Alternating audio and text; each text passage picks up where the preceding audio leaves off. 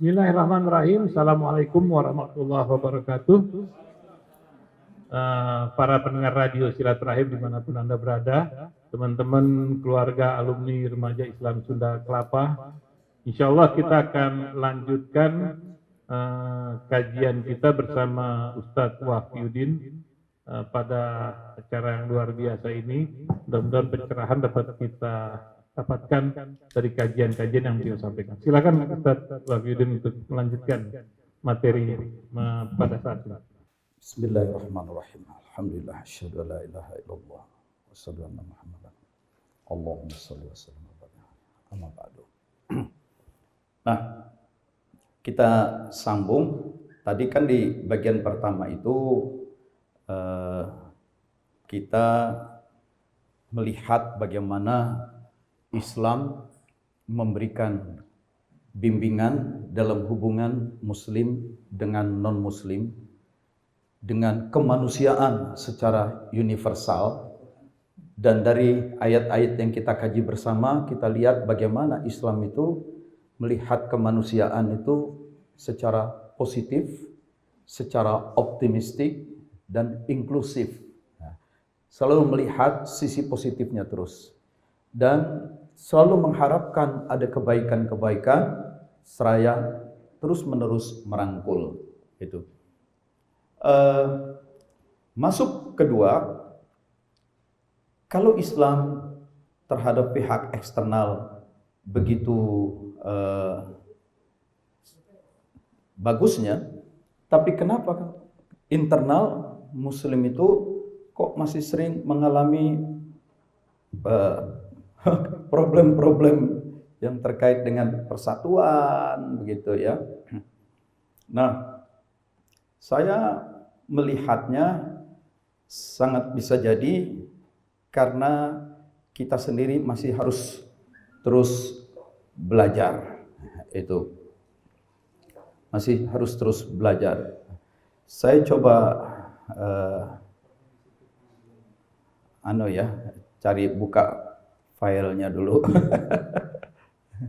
Itu.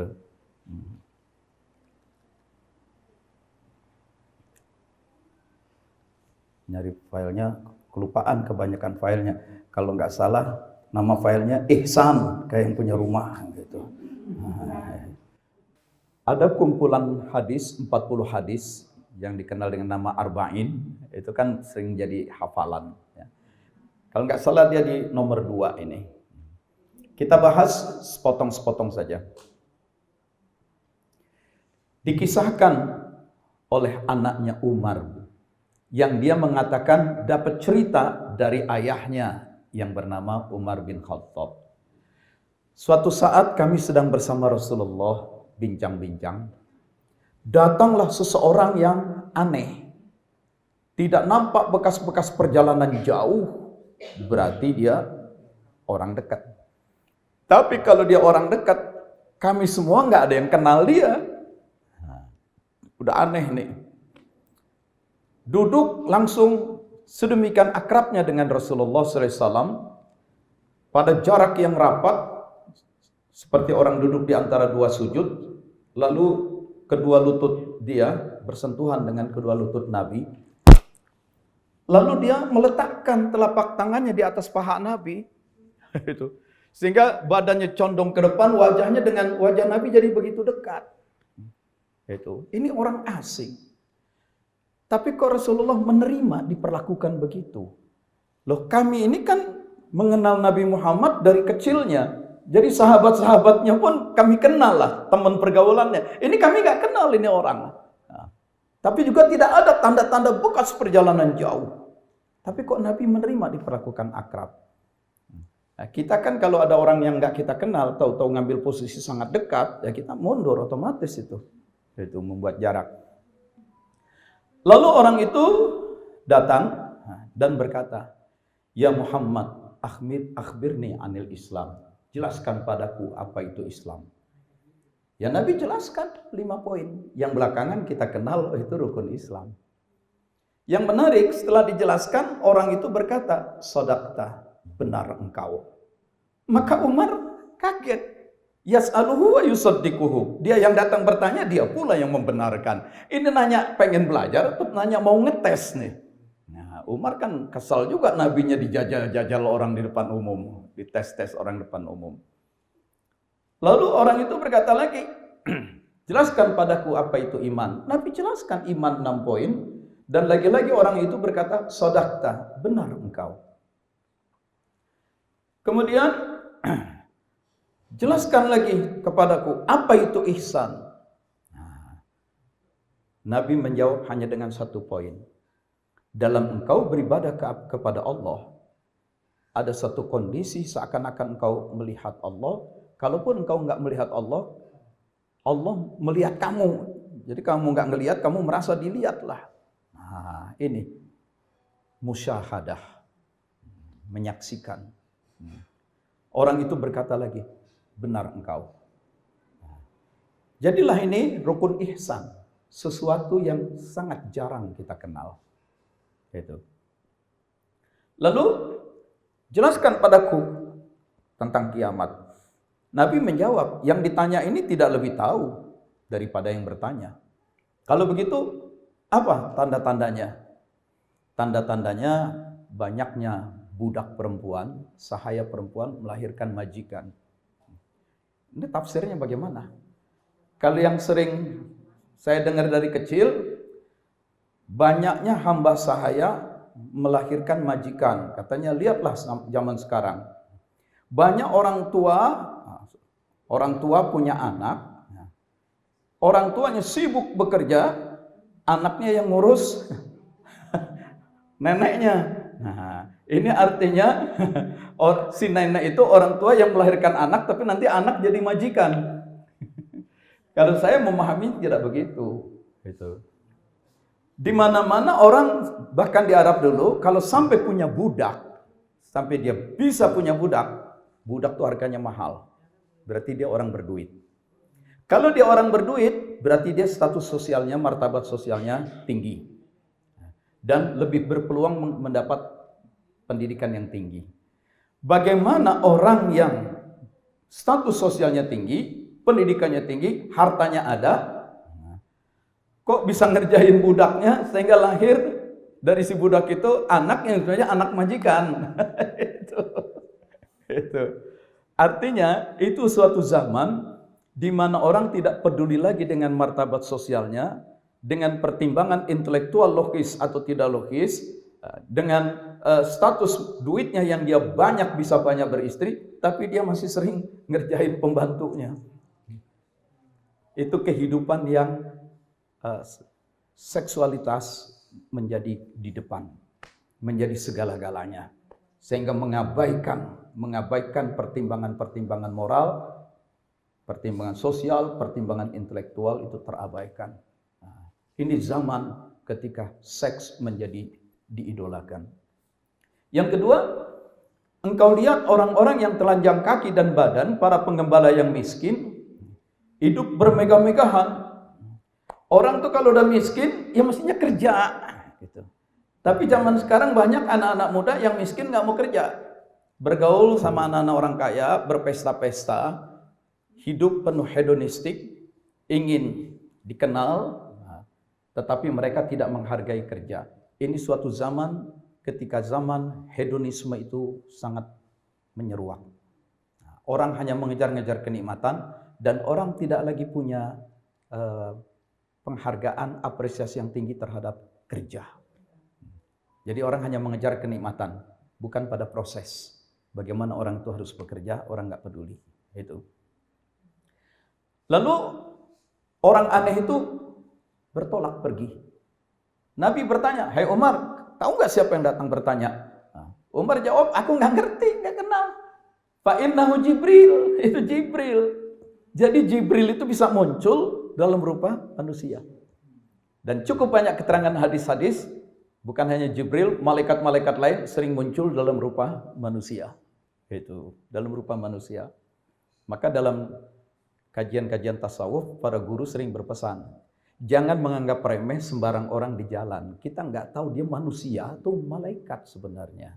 Itu. Karena seringkali mereka muncul berupa manusia. Sampai sekarang masih sering muncul itu.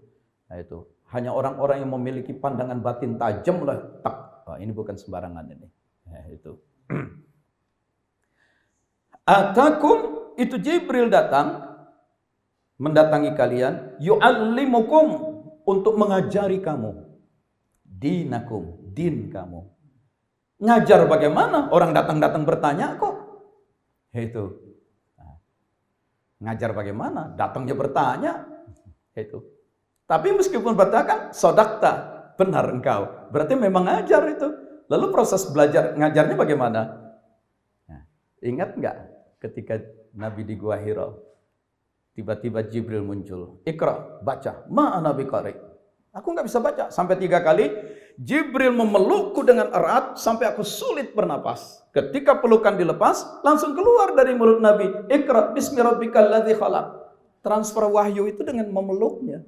Ketika dipeluk, transfer. 2 telapak tangan yang diletakkan di atas paha Nabi. Dengan cara itulah Jibril mentransfer. Itu. Lalu dalam hadis Nabi yang sahih, nanti bisa kita lihat, mimpi, kata Nabi, adalah salah satu bentuk pewahyuan dari Allah kepada para Nabi. Nabi Ibrahim dapat perintah menyembelih Ismail. Itu. Sahabat Nabi, ya Rasulullah, Yahudi ngumpulin orang untuk sembahyang pakai api, Kristen pakai trompet, Kristen pakai lonceng. Kita Islam bagaimana? Nabi bilang, sabar, belum ada tuntunannya. Tapi malamnya yang bertanya itu mimpi. Besoknya cerita, aku lihat ada orang tinggi besar bawa lonceng besar. Nah, tinggi besar hitam. Gue bilang, berikanlah lonceng itu. Untuk apa? Untuk manggil orang, untuk sholat. Itu kurang bagus. Mau nggak kamu? Aku ajarkan cara memanggil orang untuk beribadah dengan cara yang lebih baik. Nah, gimana? Orang itu Allahu Akbar dan seterusnya. Itu yang mimpi hafal lagi. Besoknya lapor ke Nabi. Nabi dapat begitu, minta konfirmasi ke Allah. Benar. Mulai sekarang panggil orang untuk sholat dengan cara itu.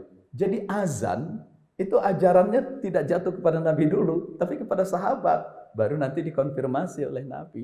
Dan itu banyak loh syariat-syariat yang tidak diturunkan oleh Allah kepada Nabi, kepada para sahabat dulu. Nanti dikonfirmasi oleh Nabi. Itu. Maka takrir, diamnya Nabi itu menunjukkan persetujuan itu di situ. Jadi begitulah proses pembelajaran. Pembelajaran yang selama ini kita kenal itu dari mulut ke telinga. Sementara ada model pembelajaran yang lain, Q to Q, kolbu to kolbu. Itu yang ketika saya dulu saat ditalkin oleh Abah Anom duduk, kami semua duduk di lantai. Apa ini yang sedang beliau ajarkan? Itu kan, apa yang beliau ajarkan? Tapi bertanya di batin, beliau menjawab. Bertanya, jawab. Jadi kolbu kita kebaca sama dia. Itu. Ketika sedang dilatih zikir, nunduk. Teman saya, ibunya Jerman, bapaknya Inggris. Dia Muslim, sudah hafal separuh Quran waktu itu. Nangis, saya tengok. Abah Hanom dari tadi bicara bahasa Indonesia campur Sunda yang saya nggak ngerti. Kamu nggak ngerti, tapi kenapa kamu nangis? Itu. Saya nggak ngerti. Saat itu beliau mengirimkan jawaban. Justru karena dia nggak ngerti, maka murni dari kolbu Abah Hanom langsung ke kolbu dia. Paham? Justru karena kamu ngerti bahasanya, maka kamu mengembangkan dari bahasa itu, kamu kembangkan ilmu, pemahaman. Dan pemahaman itu adalah pemahaman yang versi kamu. Dan pemahaman yang versi kamu itu malah menjadi filter dari sesuatu yang memang sedang disampaikan. Dan filter itu belum tentu benar. Jadi jangan pakai pikiran. Gitu. Nah, jangan pakai pikiran. Buka aja kolbu. Jujur-jujuran. Itu. Jujur apa adanya. Nanti paham. Nah, gitu. Nah, susah. Nah, maka lalu kata Abah Hanom sambil mimpin zikir. Beliau nunduk begitu. Ngetuk-ngetuk lengan kursi. Tak, tak. Allah, Allah. Kita kan mikir gitu. Ini zikir model apa nih pakai ngetuk-ngetuk lengan kursi? Dan Abah Hanom kemudian menjawab, tidak usah difikirkan, dirasakan saja gitu. Terus itu. Ketika lihat si Jerman itu nangis dan kok kita sulit, kata Abah Hanum, kalau masih sulit merasakannya, bukan memahami, kalau sulit merasakannya, hirup nafas yang dalam, tahan semampunya. Gitu. Maka saya pun langsung hirup nafas, karena pikiran saya, kalau soal tahan-tahan nafas, aku muda dulu instruktur silat pernapasan, gitu kan, langsung tahan begitu. Begitu kita tahan nafas, nggak bisa dikendalikan, tangan membuat gerakan jurus-jurus silat. Nggak bisa dikendalikan. Dan Abah Hanum dengan tetap nunduk bilang, bagus, keluarkan semua jurusnya. Nah, kita jadi malu kebongkar isi kita. Nah, ini Q to Q. Itu. Oke. Jadi Jibril datang untuk mengajarimu tentang din kamu. Dinun itu asal kata yang paling dekat adalah dainun. Hutang. Nah, jadi dinun itu pada dasarnya adalah hutang.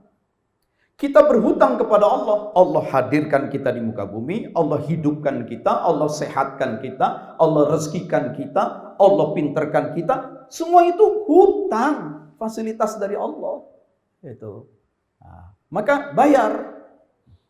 Ad-din itu ditopang oleh 3 rukun. Rukun itu artinya tiang, pilar. Itu. Dan biasanya suatu bangunan di sudut itu mesti ada tiang. Maka kemudian di Ka'bah sudut itu kita sebut rukun juga. Rukun Syami menghadap ke negeri Syam, rukun Iraqi menghadap ke Irak, rukun Yamani menghadap ke negeri Yaman. Satu lagi rukun Hajarul Aswad. Sebenarnya makna rukun itu tiang. Dan memang tiang itu adanya di sudut. Itu umumnya sudut dipasangin tiang. Apabila 3 tiang menjadi satu, itu namanya tripod. Nah, di tripod itulah ad-din. Dia ditopang oleh 3 tiang. Islam, iman, ihsan. Kenapa yang ihsan kedap-kedip? Karena rukun ihsan ini sesuatu yang sudah terlalu lama diabaikan orang. Di mana-mana orang bicara rukun Islam, rukun iman, rukun Islam, rukun iman, rukun ihsan, nggak muncul. Padahal tadi kita lihat itu semua ada dalam satu hadis. Islam, iman, ihsan itu satu hadis. Kenapa yang ihsan kemudian hilang? Nah, itu. Oke. Nah, jadi yang doktrin, ajaran dasar yang diajarkan oleh Jibril kepada Rasulullah dan Rasul sampai ke kita, itu adalah ajaran dasar Islam, iman, ihsan. Setelah Rasulullah SAW wafat, muncullah zaman sahabat, tabi'in, tabi'in. Disitulah terjadi proses kreatif. Masalah Islam didiskusikan karena agama itu kemudian berkembang ke Yaman, ke Oman, masuk ke Persia, masuk ke Bizantium, masuk ke Mesir. Berkembang. Masuk ke wilayah-wilayah peradaban kritis, dipertanyakan. Rukun Islam itu apa? Nomor 1, syahadatain. Apa itu syahadatain? La ilaha illallah, kesaksian la ilaha illallah, kesaksian Muhammad Rasulullah. Bagaimana kalau la ilaha illallahnya saja diterima, Muhammad Rasulullahnya enggak diterima? La ilaha, apa makna ilah? Oh, itu kan konsep tauhid. Apa makna tauhid? Apa konsekuensi tauhid? Apa yang merusak tauhid? Apa yang membatalkan tauhid? Jadi masalah-masalah keislaman, ya, syahadatain, solat dibahas panjang lebar. Apa itu solat? Definisi solat, tujuan solat, manfaat solat, apa yang membatalkan solat, apa yang merusak solat, apa sunnah solat. Semua kajian tentang Islam itu berbagai macam pembahasan tentang Islam disebut syariah. Dan berbagai macam kajian tentang iman disebut akidah. Dan praktek-praktek keihsanan yang dilatihkan oleh Rasulullah kepada para sahabat dalam bentuk ibadah-ibadah tertentu yang intensif, itu dikenal sebagai praktek sufiyah. Jadi prakteknya sudah ada. Nah, semua kajian dan pemikiran itu demi kepentingan akademis untuk diajarkan dari satu generasi ke generasi lain, perlu disusun menjadi sebuah ilmu yang sistematis syariah itu nanti dari sini muncul ilmu fikih, dari akidah ilmu usuluddin atau ilmu kalam, dari praktek-praktek sufiah itu kelak muncul ilmu tasawuf. Dan sebagai sebuah ilmu produk kreatif, dia selalu memunculkan variasi-variasi. Maka di fikih ada variasi mazhab, Syafi'i, Maliki, Hambali, usuluddin ada firqah disebutnya, tasawuf ada berbagai macam thariqah.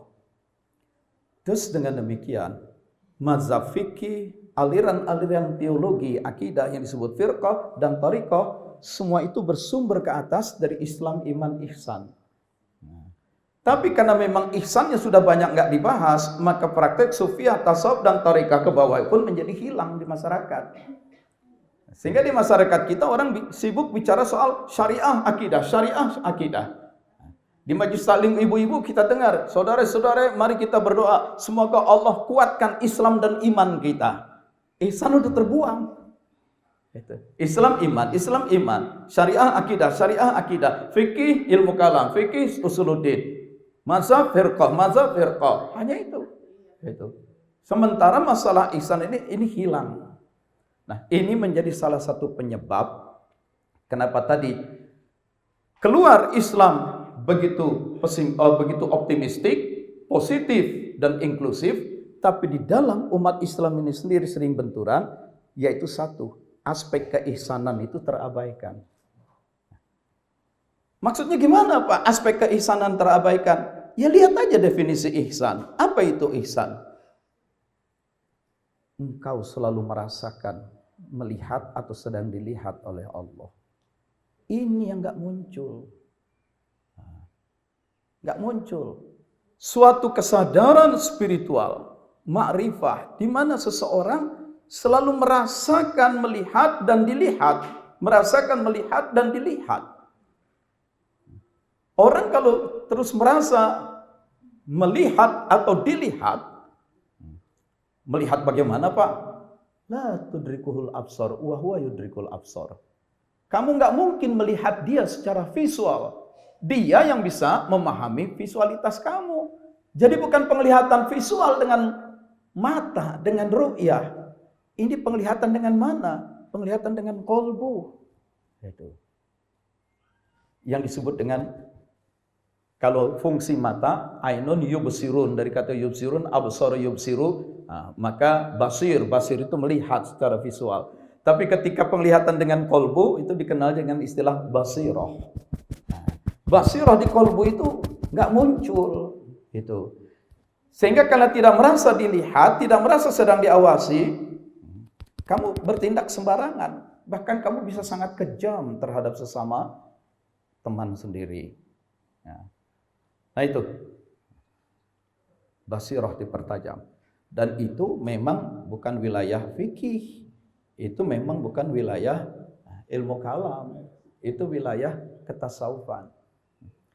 Tapi masalahnya kenapa tasawuf itu tidak disukai orang Pak? Dibenci oleh orang. Ya karena memang ada sebabnya, yaitu di antara sebab-sebabnya, ya, di antara sebab-sebabnya bahwa tasawuf itu dibenci orang, nanti kita lihat dulu di sini.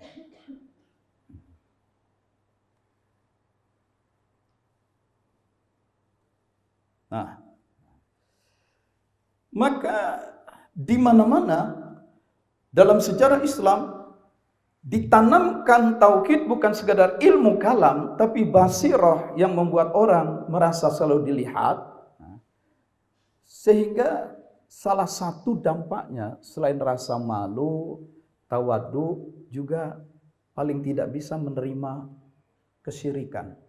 Paling tidak bisa menerima kehidupan yang tiranik. Oleh sebab itu, dulu kan Inggris itu negara yang wilayah jajahannya paling luas di seluruh dunia. Mantan-mantan jajahan itu sekarang aja masih dijajah. Commonwealth itu kan masih dijajah. Ya, sehebat-hebatnya Malaysia dalam keputusan puncak itu tetap harus dapat restu dari Inggris. Gitu. Tapi seorang Perdana Menteri Inggris bilang, dimanapun wilayah-wilayah jajahan kita, kalau di dalamnya masih ada kelompok sufi, maka wilayah itu nggak akan pernah stabil, selalu muncul pemberontakan. Ya, di Indonesia kita lihat Yusuf Al-Makassari mimpin pemberontakan, dibuang ke Banten. Dari Banten bikin lagi pemberontakan, dibuang ke Sri Lanka. Di Sri Lanka malah dakwah bikin pemberontakan lagi, dibuang ke Afrika Selatan. Maka ada masa tertentu seluruh komunitas tarekat tangkepin para pemimpinnya. Kalau nggak mau dipenjara, silakan kumpul di Mekah aja. Nah, dikumpulkan di Mekah. Termasuk salah satunya Syekh Ahmad Khotib As-Sambasi dari Sambas, Kalimantan Barat. Nah, nggak boleh pulang. Itu. Kitab-kitabnya disita. Hanya beruntungnya karena Eropa yang menjajah itu, ya, dulu kan dunia Islam itu dari Maroko sampai Merauke itu kan terjajah semua. Yang menjajah itu Inggris, Belanda, Prancis, Spanyol, Itali. Nah, itu negara-negara maju yang baru mengalami renaissance, kebangkitan intelektual. Maka ketika mereka menyita buku-buku tasawuf, mereka masih punya respect terhadap karya-karya intelektual. Buku itu hanya disita, dibawa ke Paris, ke Belanda, ke Inggris, disimpan, nggak dirusak. Beda ketika bangsa Mongol menyerbu Baghdad. Nah, perpustakaan Baghdad dihancurkan buku-buku itu. Nah, kalau bangsa-bangsa Barat ini mereka punya respect terhadap karya ilmiah. Itu. Tetapi murid-murid tarekat yang ada di negeri Muslim termasuk Indonesia, gurunya ditangkap, kitabnya disita, mereka diintimidasi, lari mundur semua, masuk ke hutan, naik ke lereng gunung, tanpa guru, tanpa kitab. Itu terjadilah proses penurunan kualitas. Ketika terjadi penurunan kualitas, mereka semakin tertinggal dari kehidupan keduniawian dan mereka cenderung menjadi orang yang eskapis, lari dari realitas kenyataan, terjadi distorsi, penyimpangan-penyimpangan. Maka kemudian kelompok-kelompok tarekat itu berkembang menjadi kelompok okultisme. Bahasa Arabnya ilmu hikmah. Zikir ini supaya nggak mempan dibacok. Zikir ini supaya lewat di depan orang nggak kelihatan. Zikir ini supaya nyembuhin penyakit. Nah, lama-lama itu menjadi zindik, kesaktian. Nah, beruntung pasca kemerdekaan, Belanda mengundang anak-anak Indonesia sekolah ke Belanda. Prancis mengundang anak-anak Maroko, Aljazair ke Prancis. Inggris mengundang anak-anak dari Mesir. Italia mengundang dari Libya. Nah, termasuk sarjana-sarjana UIN kita yang ke Belanda melakukan riset, masuk ke perpustakaan bagian belakang, wilayah yang jarang dibuka. Begitu dibuka, di sana banyak dijumpai buku-buku tasawuf yang dulu disita. Oh, ini. Maka buku itu diduplikasi dan kemudian diterjemahkan. Mereka pulang ke negara masing-masing. Nah, temuilah kiai-kiai kelompok-kelompok tarekat ini. Kamu tarekat apa? Tijaniyah. Dari mana sumber ajarannya? Mana kitabnya dulu? Nih ada nih kitabnya. Nih ada. Maka terjadi rekalibrasi. Ada saatnya tasawuf, meskipun tidak seluruhnya, tapi sebagian besar tarekat itu menjadi begitu bejat. Ada saatnya tarekat begitu bejat, bahasa kasarnya. Tahun 97 atau 96-97, mulailah pertama kali malam Senin ANTV menyelenggarakan kajian tasawuf. Itu disponsori oleh penerbit Mizan, Haidar Bagir. Nah, dia intelektual. Yang jadi host presenter Marisa Haq. Gitu. Yang diundang doktor-doktor, kajiannya ilmiah, presenternya artis cantik. Ada di TV, orang terperangah. Hah? Sekarang tasawuf masuk TV. Itu kejadian 96-97 pertama. Baru orang berani lagi menyatakan ketarikatan itu secara terbuka. Itu. Pada saat yang bersamaan, kenapa tasawuf itu menjadi muncul lagi? Karena umat khususnya di Indonesia yang selama ini hanya ditekankan Islam iman, akidah syariah, memahami keagamaan hanya aspek luar, aspek praktikal, dan diam-diam mengalami dahaga batin. Itu. Nah, sementara di luar Islam tetap ada kehidupan budaya yang mengacu pada spiritualitas. Itulah aliran-aliran kebatinan, aliran kejawen. Itu. Ya, salah satu produknya Dedi, Gubernur Jawa Barat sekarang itu KDM. Nah, jadi di kelompok para ustadz itu ada grup WA namanya Saling Sapa. Pak Eri Sudewo, mantan dompet duafa, itu memposting bagaimana KDM itu bicara menghadapi rakyat sebagai gubernur dengan sentuhan-sentuhan yang penuh karisma, menggugah emosional, dan kemudian orang pada nangis. Itu. Nah, disitulah saya bahas kemudian. Karena dia memang produk Sunda Wiwitan. Itu.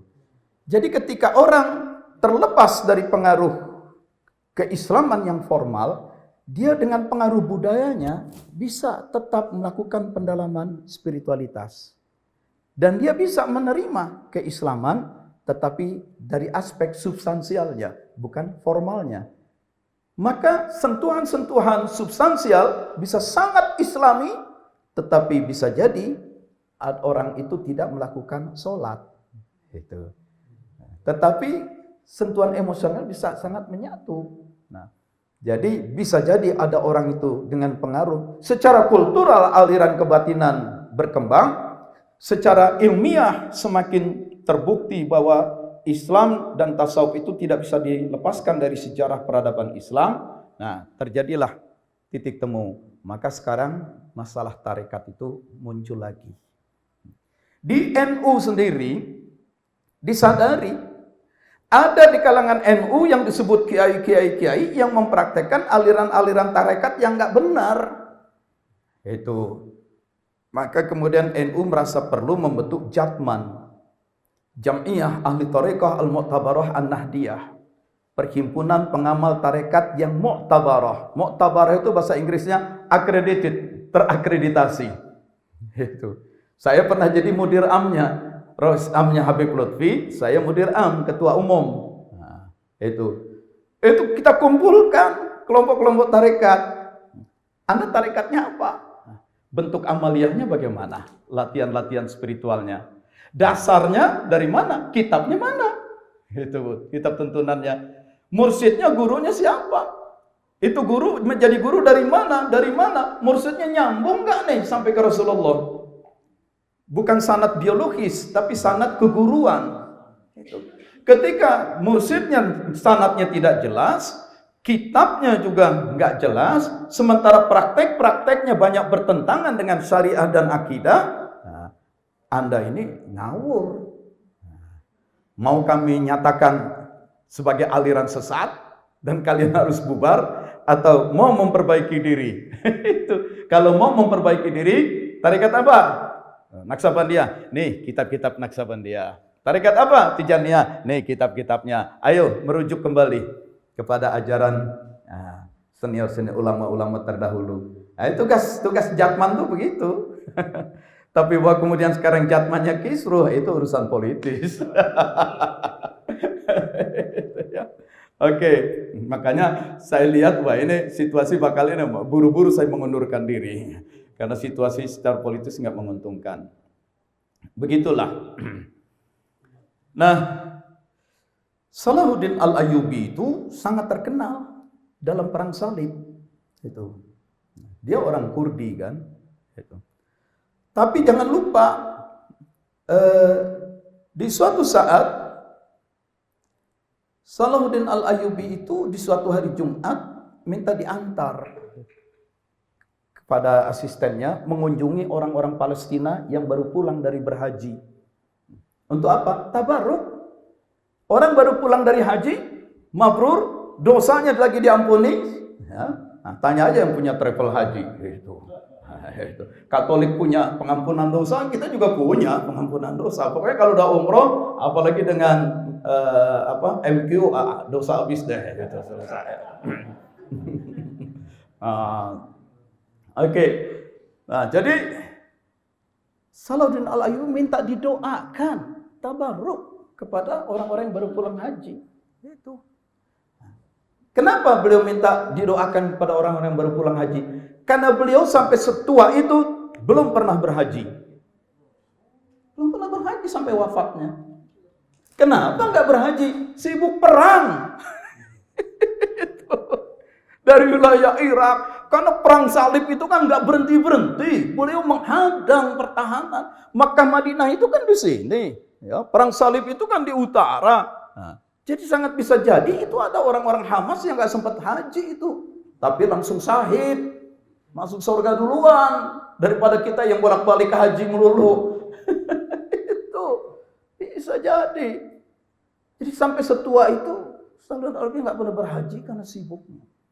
Nah, sore harinya dari paginya minta tabaruk Jumat, dia minta demam tinggi, asistennya ngelap badannya, ngompres lah kayak kita, dikompres pakai air dingin.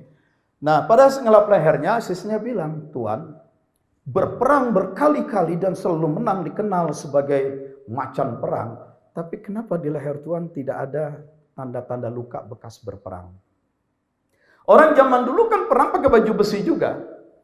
Tapi di baju besi itu dengan helm yang di atas, itu kan nggak mungkin nyambung.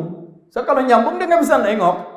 Maka di sini selalu ada bagian yang menjadi sasaran perang. Pedang itu selalu diarahkan ke sini. Tak. Kalaupun nggak bisa tembus, nerobos sela-sela itu, ya paling nggak hantam itu aja. Rantai-rantainya itu pecah, melukai leher. Jadi kalau orang sering perang itu di sini banyak luka meskipun enggak. Kenapa Tuan? Tidak ada bekas-bekas tanda-tanda luka. Nah, kata Salahuddin Al-Ayyubi, bagaimana mungkin pedang musuh akan melukai leher yang pernah diberkati oleh Syekh Abdul Qadir Al-Jilani. Lalu dia cerita, sebelum berangkat perang oleh ayahnya dibawa menjumpai seorang sufi besar. Nah, Syekh Abdul Qadir Al-Jilani, dan beliau meletakkan tangannya di leherku mendoakan. Maka nggak bisa tembus. Gitu. Oke, itu. Nah, ini banyaklah kasus-kasus lain ya. Nah, jadi kalau begitu, kalau pandangan Islam bagian satu keluar itu kepada manusia sangat human, sangat manusiawi, dengan nuansa optimistik, positif, inklusif. Tapi kenapa di dalam umat ini seringkali sulit dipersatukan? Karena selama ini dakwah mengabaikan keihsanan. Dimensi ihsan, tarekat, ya, tasawuf itu terabaikan. Nah, terlalu terpaku pada akidah dan syariah. Justru pada akidah dan syariah itulah terjadi perbedaan-perbedaan tajam yang kalau tidak diwadahi dengan rasa malu, kalau tidak diwadahi dengan rasa malu, yaitu ihsan ini, perbedaan itu malah merusak. Itu banyak, jadi harus belajar lagi bagaimana menumbuhkan rasa malu ini, keihsanan itu, keihsanan. Nah, jadi tidak lagi terlalu kaku dalam beragama. Demikian, cukup dari saya paparan eksternal dan internal. Tanya jawab silakan deh. Masya Allah, barakallah. Ustaz Wahyudin, saya enaknya manggil Pak Wahyudin dari zaman dulu. Ya. Waktunya memang agak mepet. Silakan mungkin 3 pertanyaan gitu kalau bisa. Silakan Bang Eman. Sulaiman anak-anak. Tiga pertanyaan. Ya. Bang Devi juga. Ya, silakan. Ada kebangkitan tasawuf, atau spiritualitas gitu, dengan tokoh-tokoh yang disebut. Gimana tanggapannya? Ini kalau saya lihat di satu sisi ada kebangkitan juga spiritualitas untuk kaum menengah, terdidik dan ke atas. Jadi ya, saya semenjak kondisi jadi itu kalau banyak nonton YouTube, itu ada channel YouTube namanya Ngaji Roso. Mungkin pernah dengar gitu. Dengan tokoh-tokoh spiritualitas yang berbeda seperti Abu Marlo. Mungkin pernah dengar namanya nggak? Abu Marlo di Bandung. Mungkin Pak Jes pernah tahu ya Abu Marlo ya? Pernah nggak? Abu Marlo, Padamean Arahap, kayak begitu. Sejenis-jenis itu kayak gitu ya. itu mengena buat orang-orang yang kalangan menengah dan terdidik begitu. Bukan untuk yang kalangan santri. Atau juga sekarang banyak buku-buku spiritualitas terjemahan dari barat. Mungkin pernah dengar nama-nama seperti David R. Hawkins kayak gitu, Eric Tove dengan The Power of Now, Divine Matrix dan sebagainya, karena dengan perkembangan Amerika kuantum seperti itu. Sebenarnya mereka dalam rangka mencari Tuhan ya. Sampai ada buku namanya Finding God. Kalau teman-teman baca itu bagaimana cerita ini menemukan Tuhan berdasarkan mekanika kuantum kayak gitu, fisika kuantum. Gimana tanggapannya Pak? Ya, sekalian Bang Wahidin, satu lagi biar di efektif waktunya. Makasih, Bang. Saya bertanya di sesi yang pertama tadi sebelum sholat asar, yang level ketiga dan keempat yang masih warna hijau, itu finally dia akan masuk surga juga, itu aja. Satu lagi, ada lagi, silakan.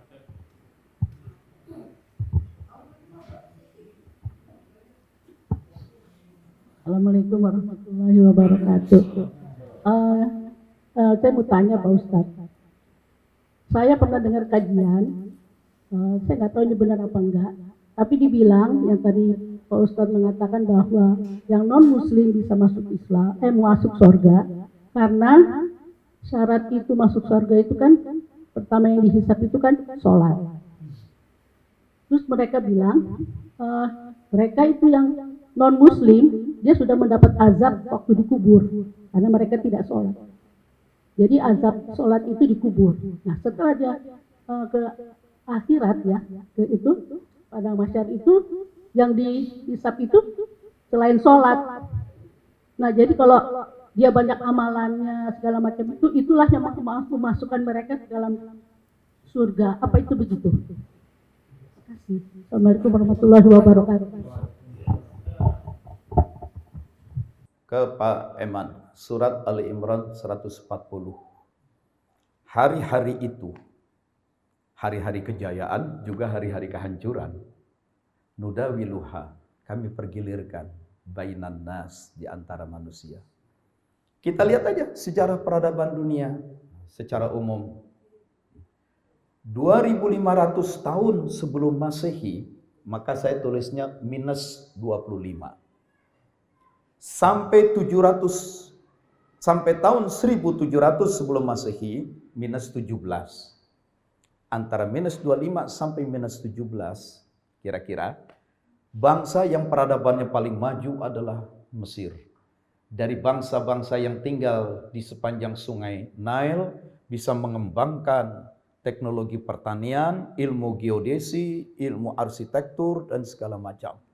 Nah, itu. Waktu pertama saya berdiri di bawah piramida, saya berpikir, ini batunya besar-besar.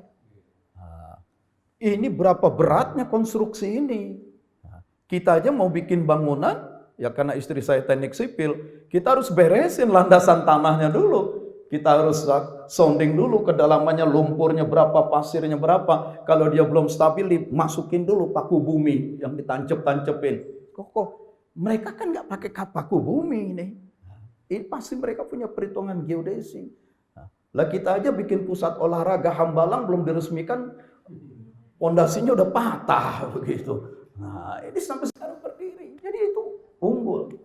Tapi di puncak keunggulan peradaban hidup menjadi begitu mudah. Dan dalam kemudahan hidup itu justru terjadi pelemahan. Biasanya yang pertama merusak itu adalah para elit. Dan kerusakan pertama adalah moralitas seksual yang kacau di kalangan elit. Itu dalam sejarah. Rusaknya moralitas itu akan merembet ke bawah menjadi korupsi dan kemudian nanti menghancurkan masyarakat. Peradaban Mesir pun hancur. Nah, tapi ketika peradaban Mesir mulai hancur, tetangganya Babilonia yang sebelumnya sudah banyak belajar ke Mesir, mereka justru mulai membangun peradaban baru. Jadi diambil alih kepemimpinan dunia. Di puncaknya turun lagi. Nah, muncullah nanti peradaban Yunani dengan filosof-filosofnya yang terkenal. Kalau kita belajar finance, ilmu keuangan, ada yang dikenal dengan istilah kurva huruf S. S curve, ya. Orang tuh kalau investasi mula-mula dia rugi dulu, terus nanti produknya laris, naik, nanti produk itu ada masa maturity-nya, itu kurva huruf S. Itu kalau dari hadapan saya begini. Karena itu harus selalu dimulai sesuatu yang baru. Sebelum huruf S-nya turun, harus munculkan lagi. Yunani jatuh, muncul Romawi. Yunani Romawi jatuh, berkembanglah Islam. Sampai ketika Islam nanti mulai jatuh abad 14-15, nah saat itulah Barat bangkit. Kebangkitan Barat modern sekarang itu sebenarnya gabungan tiga, Yunani, Romawi, dan Islam. Semua itu digabung, dikembangkan oleh mereka. Itu. Nah, jadi yang perlu kita cermati Pak Eman, ketika Islam ini mulai turun tuh menukik. Dimulainya 1258 ketika Baghdad dihantam oleh bangsa Mongol. Sejak saat itulah peradaban Islam itu runtuh. Runtuhnya suatu peradaban itu yang paling pertama adalah dari moralitas, yang kedua adalah intelektual, yang ketiga adalah politik dan militer, dan kemudian nanti merosot ke ekonomi, dan nanti semuanya hancur. Yaitu kalau sudah moralitas elit runtuh, kemudian intelektualitas tidak jalan, para ulama, para intelektual menjadi pembeok terhadap elit yang sudah rusak moralnya, maka korupsi merajalela, maka kemudian hukum dan ekonomi hancur berantakan. Runtuh semua. Pada kondisi seperti itu bukan hanya tarekat, akidah pun kacau, syariah pun kacau, keilmuan pun kacau. Jadi kalau sekarang kebangkitan tarekat sebenarnya enggak juga, semuanya serentak. Akidahnya bangkit, syariahnya bangkit, tarekatnya bangkit, lagi bangkit tiga-tiganya. Saya untuk menjadi dewan syariah, dewan pengawas syariah harus mengikuti ujian, pelatihan dan pengujian di Dewan Syariah Nasional. Saya pelajari, ternyata pengembangan syariah ini Indonesia itu paling progresif. Dalam bidang zakat dan wakaf saja, itu yang banyak dipakai itu pemikiran-pemikiran dari Indonesia, zakat dan wakaf. Dalam bidang produksi halal begitu juga, yaitu. Nah, bahwa kemudian tasawuf menguat juga, yaitu konsekuensi logis, akidah, ya, syariah, thariqah itu memang nggak bisa lepas sih. Lalu bagaimana dengan kemunculan kelompok menengah atas yang sekarang semakin menggemari spiritualitas? Lagi-lagi itu konsekuensi logis dari kehidupan yang sudah puas secara materialistik. Pendidikan sudah tinggi, ya, kesejahteraan ekonomi sudah mapan, usia juga sudah menjelang pensiun. Nah, disitulah terjadi kekosongan rohani. Cari itu. Tapi maksud saya ini tuh jenis yang berbeda munculnya. Ya. Seperti yang KKI zaman dulu begitu. Nah, kalau yang tarekat kemarin itu di level menengah bawah, ketika mereka harus terusir ke dalam hutan lereng-lereng gunung, nanti distorsinya itu menjadi klinik, jadi zindik, jadi aliran-aliran kesaktian, ya, sakti-saktian. Tapi yang baru ini dia mencoba mempelajari spiritualitas, saking asik dengan pengalaman-pengalaman rohani, bisa jadi memang juga gurunya nggak menguasai syariah dan akidah, maka yang muncul itu sebenarnya teosofi. Itu. Nah, kalau teman-teman di Iran, saya kan dulu pernah kuliah S2 di ICAS. Itu. Jadi saya segala macam alhamdulillah ngalami di NU, di Muhammadiyah, di Syiah, di Persis ngalami, Salafi, Wahabi, di kelompok radikal juga udah pernah ngalami gitu. Nah, itu. Mereka membagi tarekat itu, ada tarekat amaliyah, ada tarekat falsafiyah.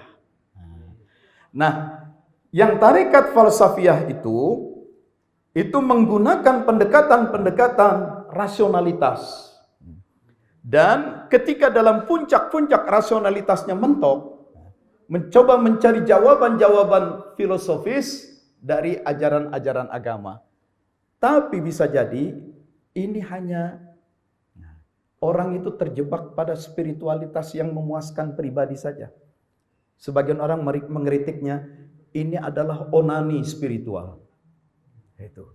Nah, onani spiritual hanya untuk mendapatkan kepuasan. Sholat enggak, gitu. Ya, ibadah enggak. Sedangkan kalau tarikat yang amalia yang dikembangkan oleh para ulama yang otentik justru dikawal dengan syariah dan akidah yang ketat. Itu. Bahwa memang nanti ada pengalaman-pengalaman mistis yang dialami oleh Syekh Abdul Qadir Al-Jilani. Pengalaman mistis, pengalaman yang spiritual, ya, yang transendental, tapi itu dikawal dengan syariah yang ketat. Karena sholat yang intensif, zikir dan segala macam. Nah, bukan sekadar pengelanaan rasional filosofis untuk mencari jawaban-jawaban kerohaniahan. Ibadah harus itu. Begitu. Karena itu mungkin perlu saya tekankan juga di sini tentang kemursidan, ya. Tentang kemursidan. Kenapa seseorang itu bisa dianggap sebagai mursid? Surat Yunus ayat 62. Sesungguhnya para waliullah itu, kalau sudah bicara waliullah, sudah bicara tasawuf. Para kekasih Allah itu hidupnya peaceful. Itu. Ya, tentram. Ciri waliullah itu tentramnya itu. Dan semua itu terbentuk di surat Yunus ayat 63-64 karena iman dan takwa. Jadi ketentraman yang dibentuk berdasarkan iman dan takwa. Nah, kalau cuma tentram-tentram, iman dan takwa, masalah akidah nggak diberesin, nah, itu nanti jadi teosofi, tasawuf yang falsafati, itu. Dan siapa itu waliullah? Dijelaskan dalam sebuah hadis qudsi. Allah katakan, siapa yang memusuhi waliku, para kekasihku, aku nyatakan perang. Siapa sih para wali itu? Ciri seorang wali itu hamba gemar beribadah, tidak henti-hentinya mendekatkan diri kepadaku dengan melakukan ibadah yang paling aku sukai, yaitu yang fardu-fardu, wala yazal, dan dia tidak berhenti dengan yang fardu, dia pun mendekatkan diri dengan melakukan ibadah yang sunnah-sunnah.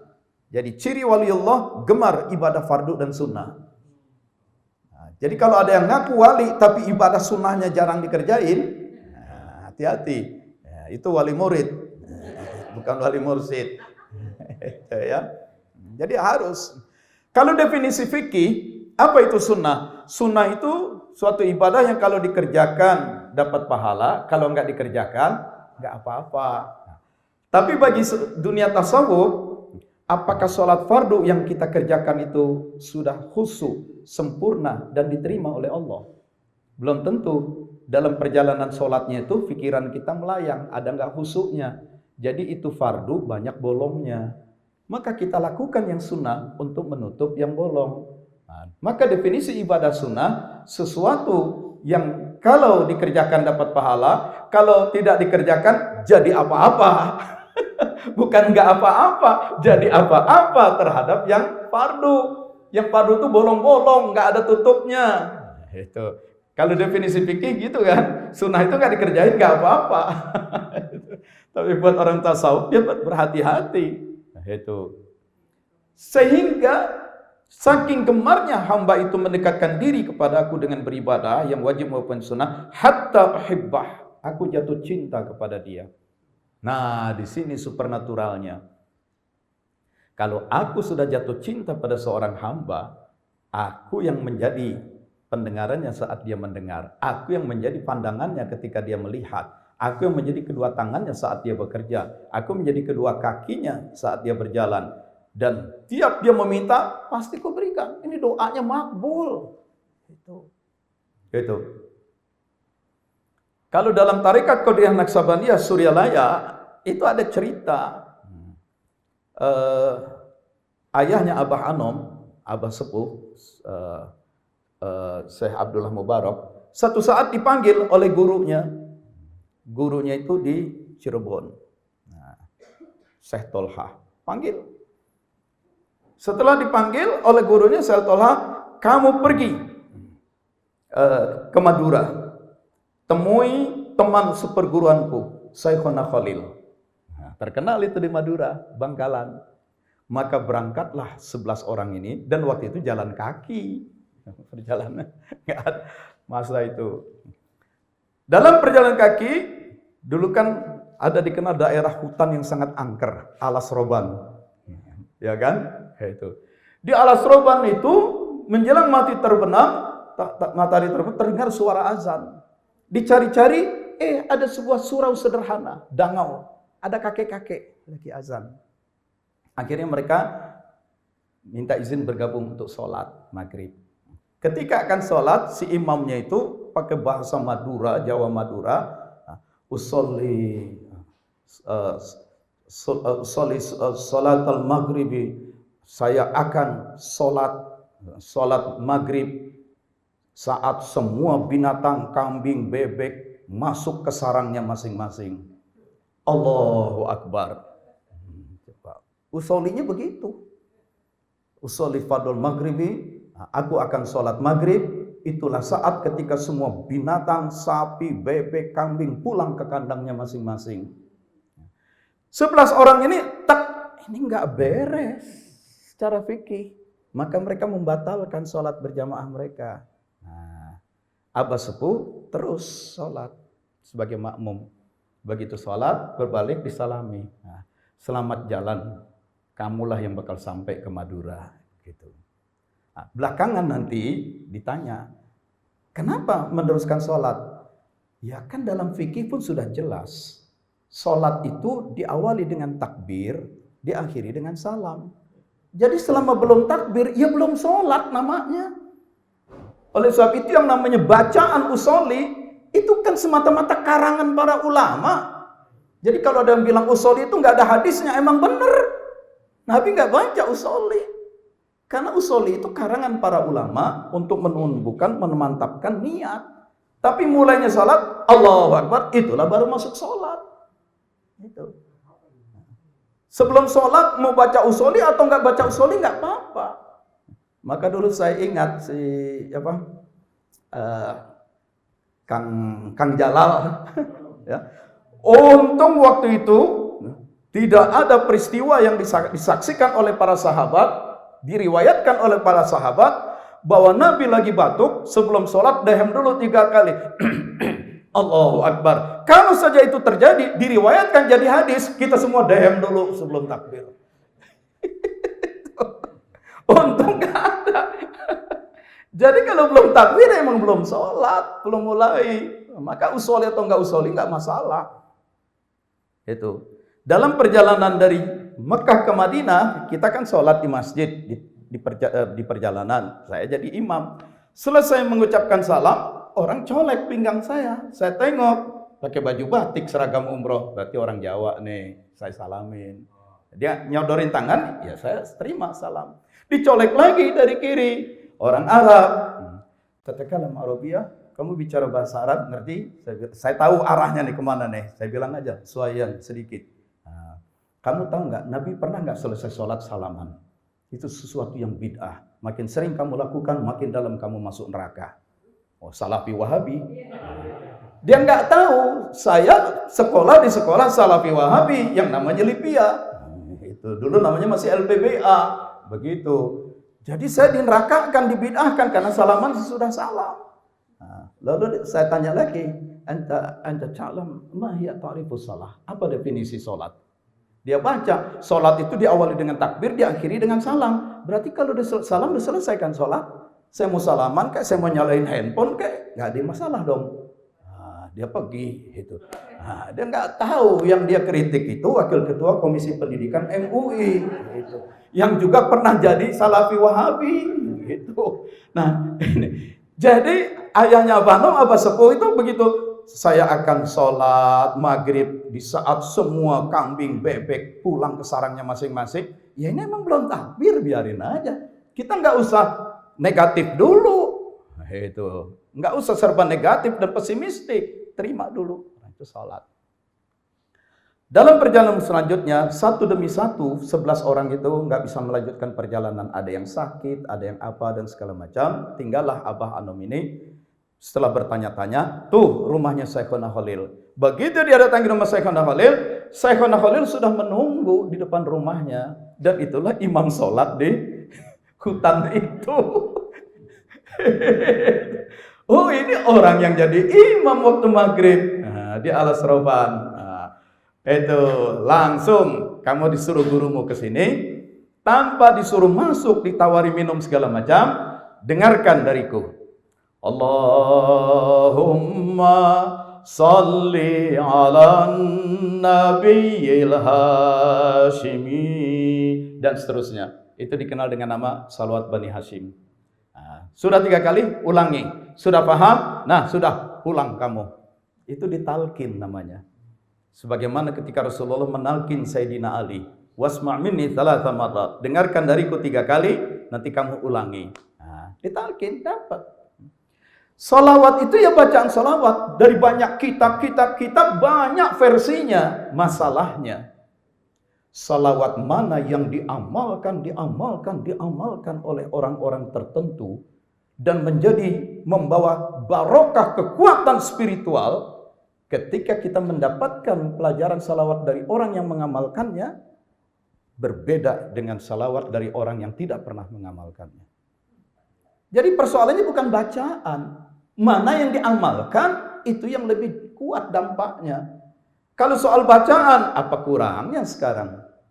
Ya, learning resources, sumber belajar. Ya, buka aja di internet, mau salawat macam apa, persoalannya dapatnya dari siapa?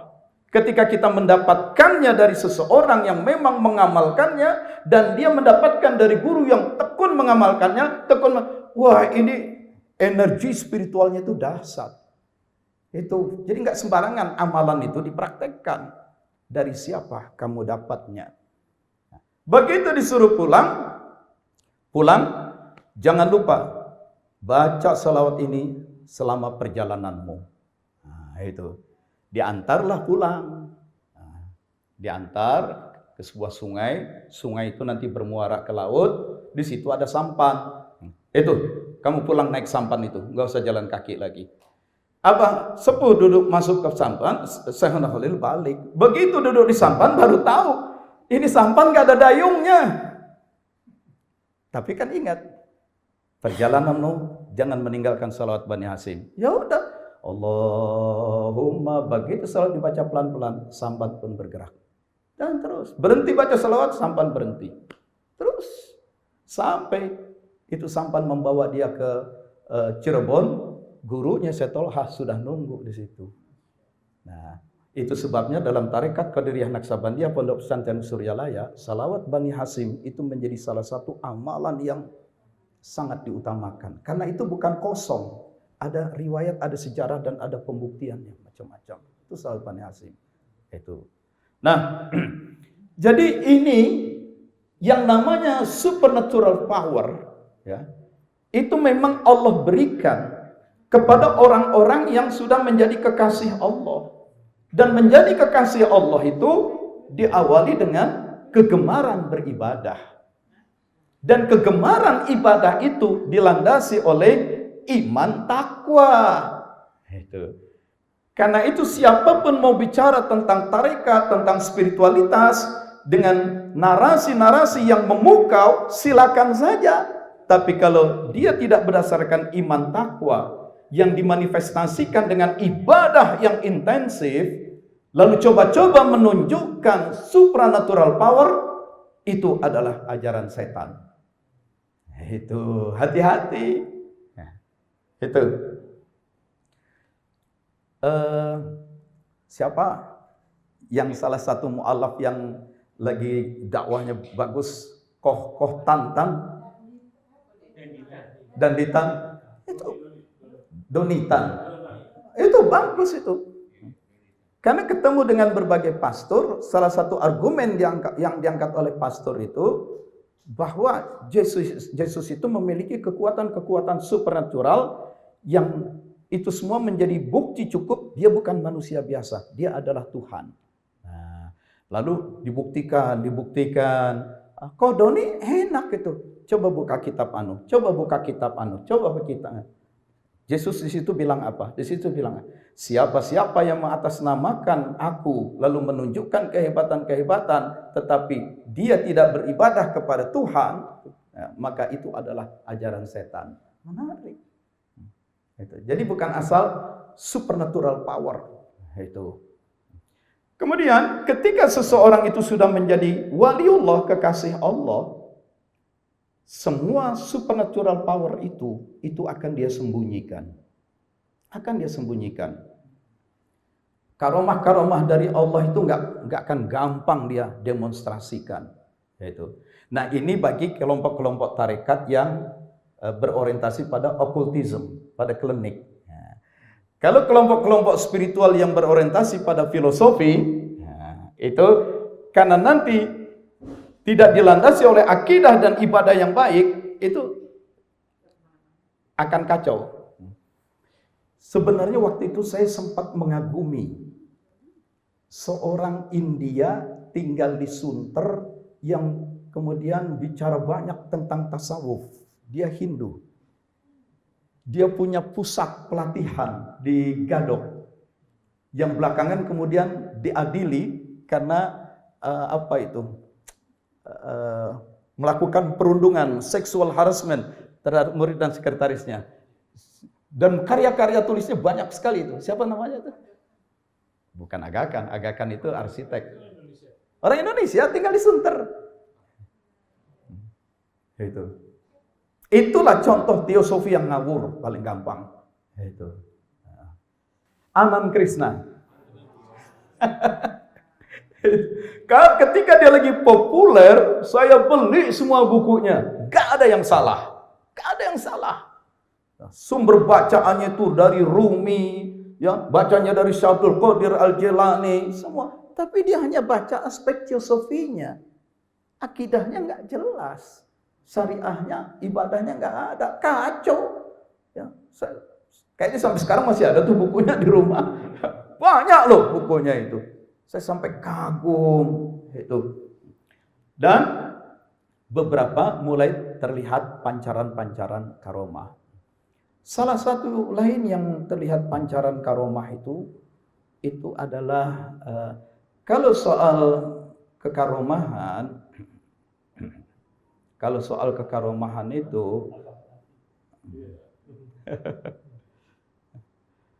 gini loh soal karomah ya. Orang rajin olahraga, raganya diolah, push up, angkat beban, ya, jogging. Maka raganya akan memiliki kekuatan-kekuatan raga yang orang tidak olahraga nggak punya kekuatan itu. Wajar kan? Wajar. Orang yang rajin melakukan olah spiritual, puasa, menahan hawa nafsu, maka dia akan memiliki kekuatan-kekuatan spiritual yang orang lain yang tidak pernah melakukannya nggak punya itu. Wajar kan? Wajar. Maka semua kelompok-kelompok kebatinan itu kan ada puasanya, ada kurangi tidur dan segala macam. Itu. Jadi pertama, tarekat itu tidak bisa lepas dari akidah, syariah, dan tarekat. Tiga-tiganya nggak bisa dilepas. Yang kedua, dalam bertarekat harus ada mursyid. Mursyid itu teruji karena dia dibimbing, dibina secara keras oleh gurunya, yang gurunya dapat bimbing dari gurunya sampai ke Rasulullah. Itu. Nah, jadi ada kontrol akidah, syariah dan tarekat, dan ada ketersambungan mursyid yang teruji dari ibadahnya dan dari akhlaknya. Nggak bisa cukup sekadar baca saja. Itu. Selesai. Cukup ya, jawab Pak Iman. Udah lebih dari cukup tuh. Udah terlalu asik. Ini pertanyaan. Jadi ketika Adam dicipta, bukan hanya Adam, manusia dicipta itu untuk di mana? Untuk tinggal di mana? Untuk tinggal di surga? No. Lihat surat Al-Baqarah ayat 30. Ketika Allah kumpulkan para malaikat dan berkata, Inni ja'ilun fil ardi khalifah. Aku akan jadikan di bumi. Jadi memang sejak awal Adam dan manusia untuk tinggal di bumi, bukan tinggal di surga. Itu ajaran Kristen itu. Bahwa manusia itu tinggal di surga. Dan karena melakukan kesalahan, lalu dihukum. Bentuk hukumannya diturunkan ke bumi. Jadi hadirnya manusia di bumi dalam doktrin Nasrani itu hukuman yang menghinakan. Kalau dalam Islam, sejak awal manusia dicipta memang untuk tinggal di bumi. Sebagai apa di bumi? Khalifah Allah. Wakil Allah. Mission seeker. Misi suci. Jadi hadir di bumi itu misi suci. Bukan hukuman yang menyengsarakan dan menghinakan. Bukan. Hadir di bumi itu misi suci. Maka Adam pun dihadirkan. Oke, ya. Lalu setelah Adam dihadirkan, dikumpulkanlah Adam bertemu dengan para malaikat dan segala macam. Apa yang Allah berikan? Nah, yang paling pertama Allah berikan kepada Adam itu wa 'allama Adamal asma. Allah mengajarkan kepada Adam nama-nama. Nah, itu nama-nama.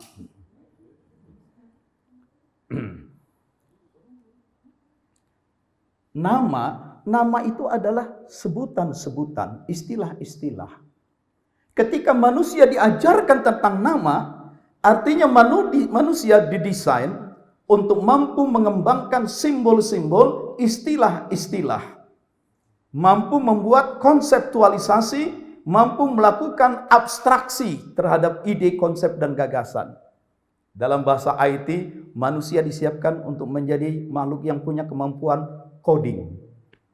Membuat kode-kode, makhluk berkomunikasi. Ya.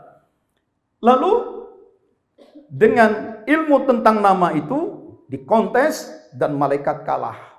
Yaitu. Nah, bekal yang kedua, tinggallah engkau dan istrimu di dalam al-jannah. Jannah itu artikan aja harfiah, kebun. Yang banyak tumbuhannya, banyak tanamannya. Ya. Karena malaikat sudah kalah dengan ilmu. Sujudlah kamu, malaikat sujud. Iblis nggak mau sujud. Lihat tuh, kamu punya musuh ya. Oke, betul, ini musuh. Nah, lanjutan kedua, tinggal dalam kebun. Di dalam kebun itu diberikan masyiah. Kebebasan yang sangat luas untuk makan yang mana saja, bukan lagi perintah Allah. Pilih sendiri mau makan yang mana. Pokoknya di kebun. Nah, ini cerita di kebun dulu ya. Kebun dulu. Tetapi ingat, kebebasan yang begitu luas ada batas. Jangan dekati pohon ini. Lalu ini ayatnya. Kepada manusia diberikan free will, kebebasan berkehendak, freedom of choice. Sampai-sampai manusia dibebaskan bahkan untuk tidak beriman kepada Allah. Itu dibebaskan. Itu. La ikraha fid din, tidak ada pemaksaan dalam beragama. Qad tabayyana rusdu minal ghai. Sudah jelas mana yang benar, mana yang enggak benar, pilih aja masing-masing. Konsekuensi diberikan intelektual adalah diberikan free will. Kalau cuma diberikan intelektual, pinter aja, tapi nggak diberikan kebebasan, repot. Pinter, itu, ya, dokternya aja di UI, itu. Tapi kemudian bikin kebijakan, rame, antri, gas 3 kilo pada mati, gitu. Nah, sampai ada ditanyakan, gimana itu dokter bikin keputusan kayak begitu? Emang nggak ada uji coba untuk kebijakannya? Itu para profesor yang mengujinya gimana tuh? Wah, netizen Indonesia pinter. Oke, free will. Begitu kebebasannya sampai bebas dan tidak tidak bertuhan. Nah, sekalian, jadi bayangkan akibat daripada diberikan ilmu, ya, akibat diberikan ilmu, maka berkembanglah peradaban. Lalu Iblis masuk. Nah, iblis masuk ke dalam jannah, ke dalam kebun itu. Apa godaan yang ditawarkan oleh iblis? Nih godaannya. Hal adulluka ala syajaratil khuldi. Maukah engkau kutunjukkan pohon keabadian? Kalau kau makan buah dari pohon itu, engkau akan abadi terus di dalam kebun yang produksinya berlimpah dan kamu tidak akan pernah kekurangan. Wa mulkin la yabla, yang kalau kau makan buah dari pohon itu, engkau akan memiliki power yang tidak terbatas. Wih, kalaupun saya yang digoda begitu, pasti mau. Dan nyatanya Adam mau.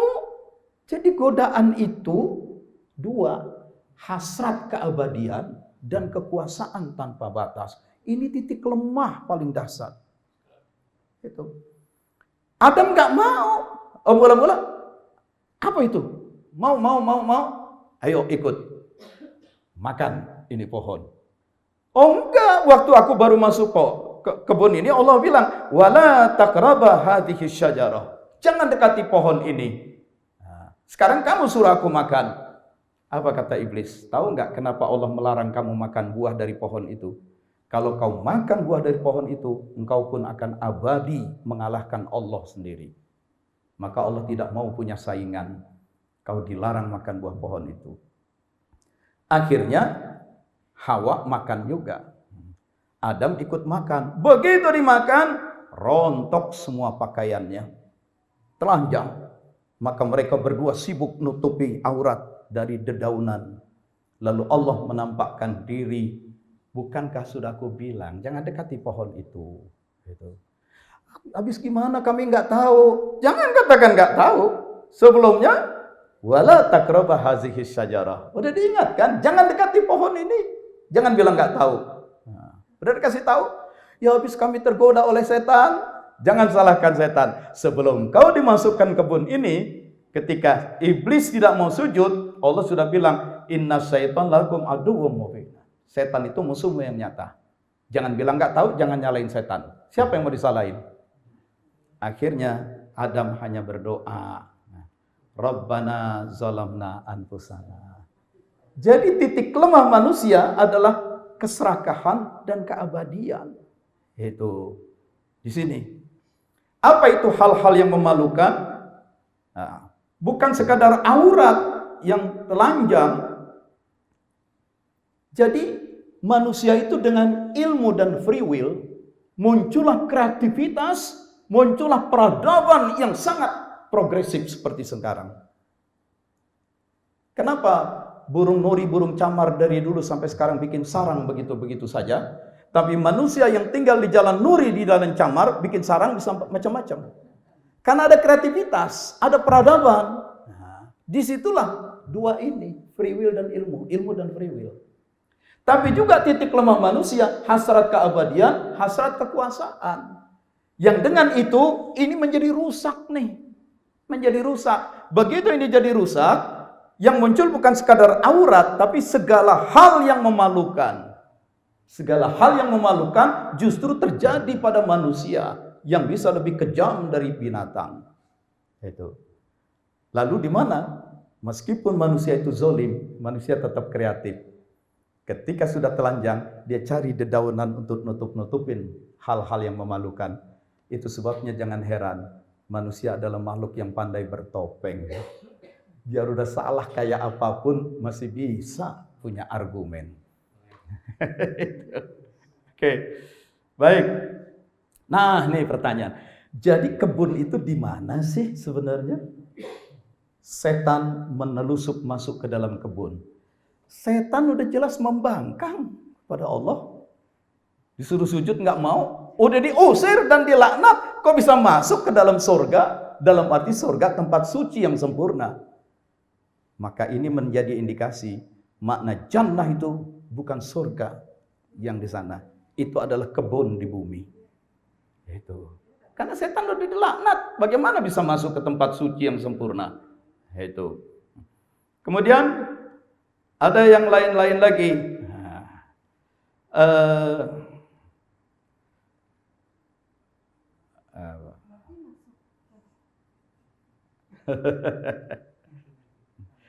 Oke. Terus ketika di dalam kebun itu, uskun anta wa zaujukal jannah. Tinggallah engkau dan istrimu di dalam kebun ini. Adam dan istri. Istri laki atau perempuan? Perempuan. Perbedaan gender itu di ruh atau di badan? Di badan. Manusia itu kan makhluk rohaniah yang ditempatkan dalam bashar. Ruh ada gendernya enggak? Ruh enggak ada gender. Gender itu di pasar, di tubuh biologis.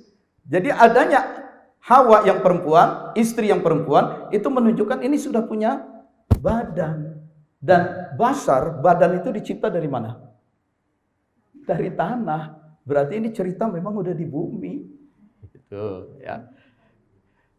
Tinggallah kamu berdua di dalam kebun ini, makanlah segala hasilnya yang berlimpah. Kenapa perlu makan? Ya karena memang tubuh biologis yang perlu makanan biologis. Itu, ya. Oke. Jadi bagaimana mungkin iblis bisa masuk? Nah, saya lebih memahami dan sebagian ulama-ulama sufi, saya lebih ikuti mereka. Ini adalah momen awal Adam dan Hawa di muka bumi, lalu sebelum menjalani training sebagai khalifah wakil Allah, dimasukkan dalam training prajabatan. Dan dalam training prajabatan itu sudah dibekali ilmu, sudah diberikan free will, tapi dikasih godaan, kasih juga warning. Sudah tahu gagal? Ya sudah gagal. Bukan gagal maksud saya, salah. Dan setelah salah gimana? Kan tobat. Rabbana zalamna anfusana, kami yang zalim. Kami salah. Oke, sudah tahu salah? Iya. Tahu setan musuhmu yang nyata sekarang? Iya. Tahu bahaya dasar adalah hawa nafsumu sendiri? Tahu. Tahu titik lemahmu adalah hasrat keabadian, hasrat keserakahan, kekuasaan tanpa batas? Tahu. Sudah paham? Ya. Tobat sudah diterima, dosa diampuni. Kamu sudah paham. Sekarang keluar dari kebun percobaan ini. Hiduplah dalam realitas kehidupan dan kau berjuang memanfaatkan free willmu, memanfaatkan intelektualitasmu, memanfaatkan melatih gejolak hawa nafsumu berhadapan dengan iblis, dan semua itu adalah ujian. Credit point akan muncul dari setiap decision yang kamu putuskan. Itu. Saya memahaminya begitu. Nah, kalau Kristen, Adam itu berdosa makan buah terlarang lalu dihukum. Maka kehidupan di bumi adalah tempat hukuman yang menghinakan. Karena itu, supaya kembali suci, tinggalkan semua kenikmatan bumi. Nah, maka orang-orang suci di dalam Kristen awal, yaitu para Katolik, tidak kawin. Karena kawin itu adalah bagian daripada godaan dunia. Karena Adam itu menjadi salah gara-gara Hawa, kan? Itu. Dia masih ragu nggak mau makan, istrinya langsung makan buah kuldi. Karena toleran sama istri, akhirnya Adam ikut-ikutan. Itu. Kata guru agama saya, begitu Adam ikut-ikutan, Adam makan buah terlarang, Adam masih baru nelen di sini, istrinya mau udah duluan nelen habis ke dalam. Kata guru agama saya, makanya lelaki yang bejendol di sini, perempuan yang bejendol di sini, katanya. Guru agama saya orang Padang tuh, saya masih ingat wajahnya sampai sekarang. Terus makin besar, saya ini di mana dalilnya nggak pernah dapat sampai sekarang. Jadi kehidupan Adam, kehidupan keturunan Adam, karena dihukum hina dan sengsara. Supaya tidak sengsara, dosanya itu harus dihukum loh. Tapi kalau dia dihukum, bukankah Tuhan sumber kasih? Bagaimana Tuhan harus menghukum hamba? Menghukum makhluknya, cacat ketuhanannya. Maka daripada Tuhan menghukum dan itu merusak status kasih ketuhanannya, maka Tuhan memenjelmakan diri menjadi manusia, dan manusia itulah yang menjalani hukuman untuk menebus dosa. Kalau dalam versi Islam, supaya nggak sengsara, kesalahannya harus dihukum. Tapi supaya Tuhan tidak cacat kasihnya karena menghukum, ya gampang. Dengan kasih Tuhan pula, ampuni aja dosanya. Kan gampang. Di situ.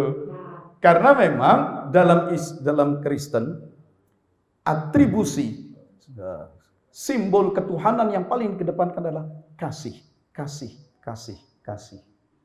Akibatnya terkunci di situ. Orang sengsara karena dosa. Dosa akan bersih kalau dihukum. Kalau Tuhan menghukum, rusak status ketuhanannya. Kasih, karena Tuhan cuma satu atribut, kasih. Islam punya 99. Di antara 99 itu apa? Al-Muntakim. Apa arti Al-Muntakim? Pendendam. Allah itu pendendam. Wah, gimana Pak? Masa Allah itu pendendam? Maksudnya gimana? Ketika ada orang berbuat jahat, Allah akan selalu ingat dan Allah akan selalu mencari, mengejar pertanggungjawabannya sampai kapanpun dan Allah akan menghukumnya. Itu makna pendendam. Kenapa Allah harus begitu? Karena akibat kejahatannya ada manusia lain, korbannya menjadi sengsara. Dan demi keadilan terhadap mereka yang disengsarakan, maka Tuhan harus jadi pendendam. Karena Allah kan adil, al-adal. Nah, ini ada manusia yang dengan ilmunya, dengan free will-nya, bertindak mengikuti hawa nafsu dan godaan setan, dia berbuat zalim. Ada yang menderita sampai tuh bayi digiles dengan tank. Ya. Ada yang menderita, itu santri sampai diperkosa berulang-ulang oleh kiai pesantrennya. Bayangin, dia jual agama, dia memperkosa santri, ini kan rusak banget. Nah, menderita. Atas penderitaan itu Allah harus menegakkan keadilan. Nah, untuk menegakkan keadilan maka siapapun yang zalim harus tetap dicari, dikejar, dimintai pertanggungjawab. Itulah Al-Muntakim, pendendam. Jadi dendamnya Allah karena keadilan. Gitu. Lalu bagaimana kalau orang itu tobat sebelum matinya? Ya Allah terima tobatnya karena Allah Ar-Rahman Ar-Rahim. Nah, jadi karena 99 itu malah lebih lengkap. Ketika cuma dipasangin satu, kasih, begitu berhadapan dengan problem ini sulit jadinya. Nah, gitu. Paham? Dah, selesai yang situ. Ibu apa tadi yang di sini? Bahwa masuk surga yang dihitung awal itu sholat gitu. Iya. Gini. Kalau soal surga, di surat Muhammad, kalau nggak salah surat 49, 47. Surga itu gambarannya gimana? Jannatin tajri min tahtihal anhar. Kebun-kebun. Surga itu kebun-kebun loh. Ya, kebun-kebun. Yang di bawahnya mengalir sungai-sungai. Sungainya apa? Ayat Quran, anharum min ma'in ghairi asin. Dari air tawar yang tidak pernah menjadi payau.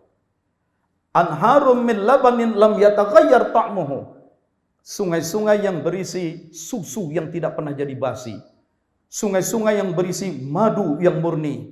Wa anharum min khamrin lazzatin lisyaribin. Dan sungai-sungai yang berisi khamar. Khamar loh. Wine yang sangat lezat. Itu. Gitu. Itu gambaran surga satu ya. Jadi ada banyak ayat-ayat menjelaskan gambaran surga itu berupa kenikmatan-kenikmatan material fisikal. Ya. Di antaranya duduklah di atas sofa-sofa yang empuk. Nah, ya, duduk. Dan masakin thayyibatan fi jannatin na'im, sofa yang empuk, kemudian makanan gelas-gelas yang terhidang. Wa kawa'iba atroba. Teman saya di LPBA dulu, sekarang jadi namanya LPBA. Waktu kajian tafsir tanya, Ustaz, ma makna kawa'iba atroba? Dijelaskan, lam afham Ustaz. Kami nggak paham Ustaz. Jelasan kayak apa dicecer terus, akhirnya tuh guru pakai spidol dia gambarin. Dia gambar. Hadza kawa'iba atroba. Gadis muda berbuah dada montok. Dia gambar.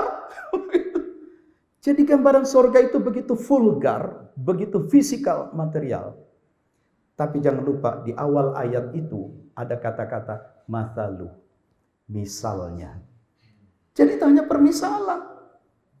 Kalau itu hanya permisalan, bagaimana surga yang hakiki? Surat As-Sajdah, surat 32. Ma ukhfiya lahum min qurrati a'yunin. Surat As-Sajdah. Kalau nggak salah ayat 9, coba deh. Siapa yang udah bisa dapat duluan? Surat 32, surat As-Sajdah. Nanti di surga itu ma'ufiya lahum, ganjaran apa yang terjadi di surga itu sesuatu yang sangat menawan, sangat indah, tapi sebenarnya masih kami sembunyikan. Gitu. Ya. Jadi masih disembunyikan. Nah, saya ingin tutup dengan hadis tentang surga. A'dadtu li'ibadiyas sholihin, sudah kupersiapkan untuk hamba-hambaku yang soleh. Mala ainun ra'at, sesuatu yang mata tidak pernah melihatnya. Wala udhunun sami'at, sesuatu yang pendengaran tidak pernah mendengarnya.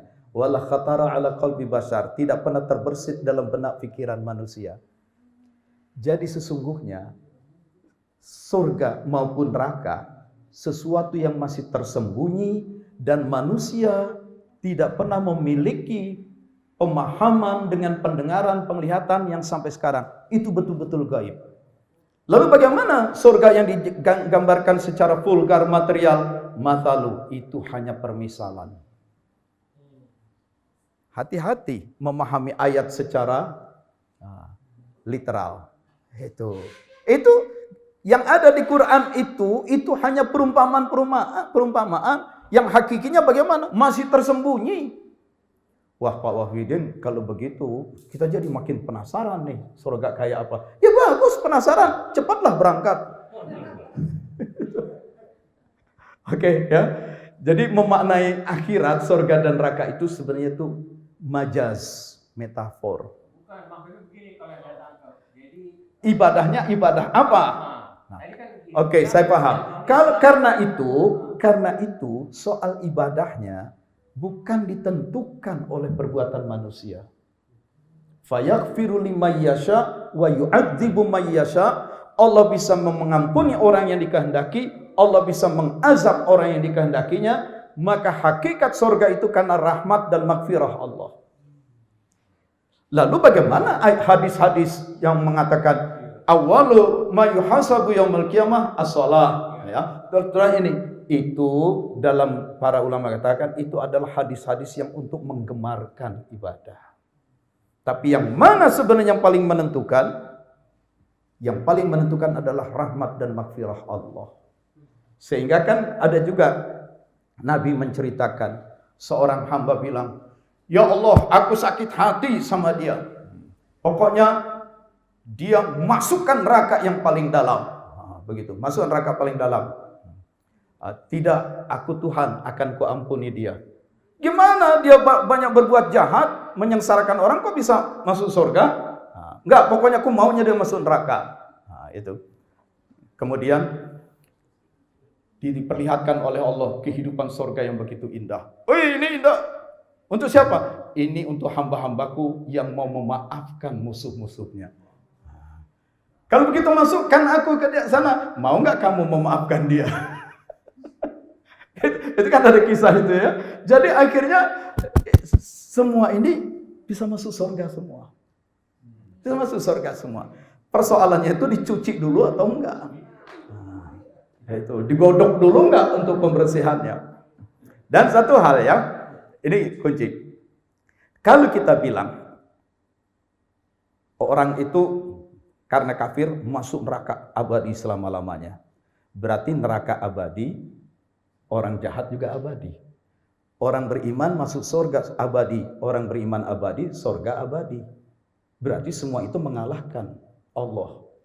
Karena sama-sama abadi. Allah tidak lagi ahad. Yang abadi itu cuma Allah.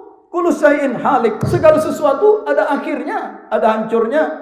Maka sebenarnya surga, neraka, dan semua itu akan ada akhirnya. Karena yang hakikat wujud yang paling wujud, ya Allah. Itu. Cuma persoalannya berapa lamanya dulu. Itu. Nah, ini kalau dia masuk ke tasawufnya. Jadi Allah itu adalah wajibul wujud. Wujud yang ada dan mengadakan, wujud yang tidak pernah berpermulaan, tidak pernah tiada, wujud yang tidak berpenghabisan, tidak akan pernah tiada. Dia adalah wujud yang paling menentukan.